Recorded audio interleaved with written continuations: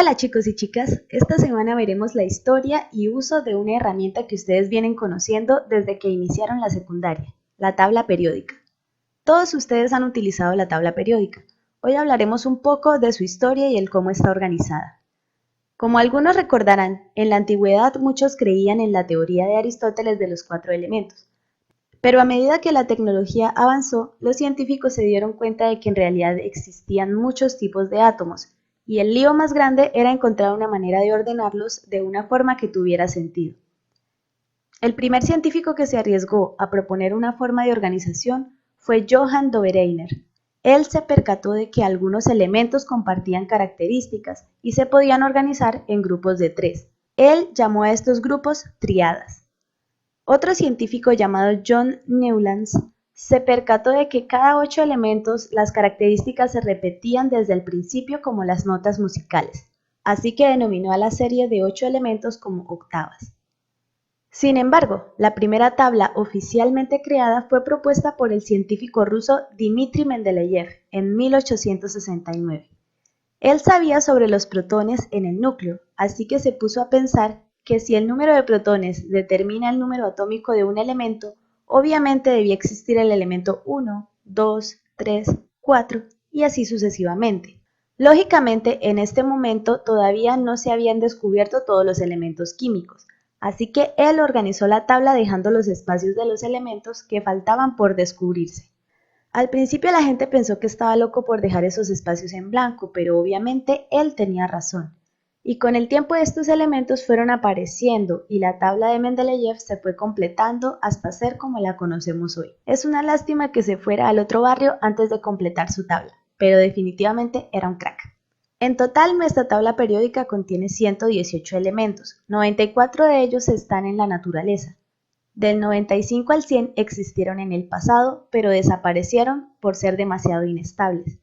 Los últimos 18 se sintetizaron en el laboratorio por medio de un acelerador de partículas como el de Iron Man 2. Como expliqué en el video anterior, la tabla periódica está subdividida en 2 tipos de grupos. Los representativos, que tienen una configuración electrónica bonita y ordenada, y los de transición, que son un poco desordenados, pero lo hacen por mantener la estabilidad. Veamos estos grupos en detalle. Grupos representativos. Grupo 1A o metales alcalinos. Son metales ligeros de poca dureza, casi todos de color blanco. Conducen la electricidad y el calor y forman óxidos muy fácilmente. Algunos ejemplos son el sodio y el potasio que está en los bananos.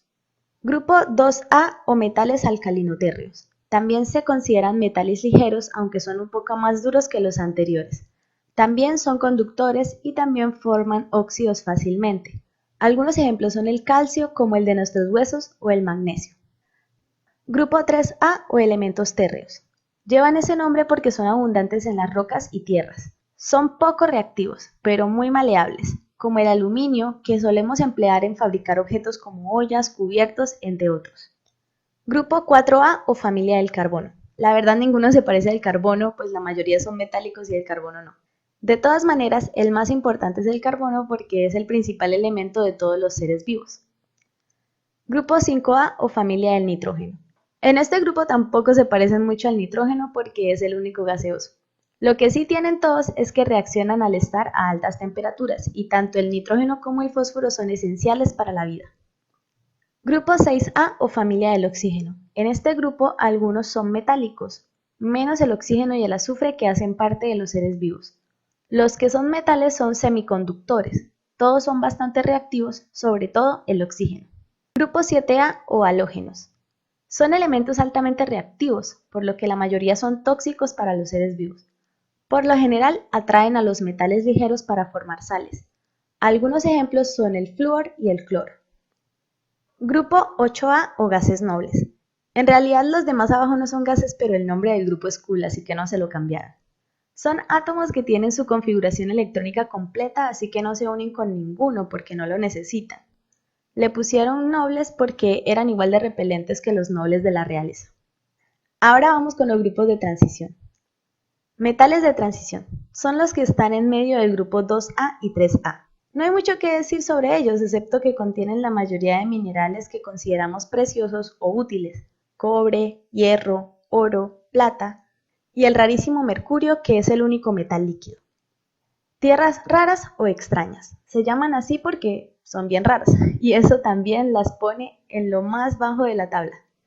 Se dividen en dos series horizontales. La superior es la de los lantánidos, que casi siempre se encuentran en forma de óxidos. La serie inferior son los actínidos, que son casi todos radiactivos por su número de electrones, que son bastantes y con alto nivel de energía.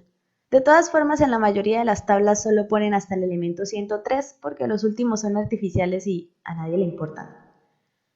Bien, en la guía de esta semana, la primera sección se trata de realizar configuración electrónica de algunos elementos, que supongo yo ya la aprendieron a hacer porque ninguno me preguntó sobre eso la semana pasada.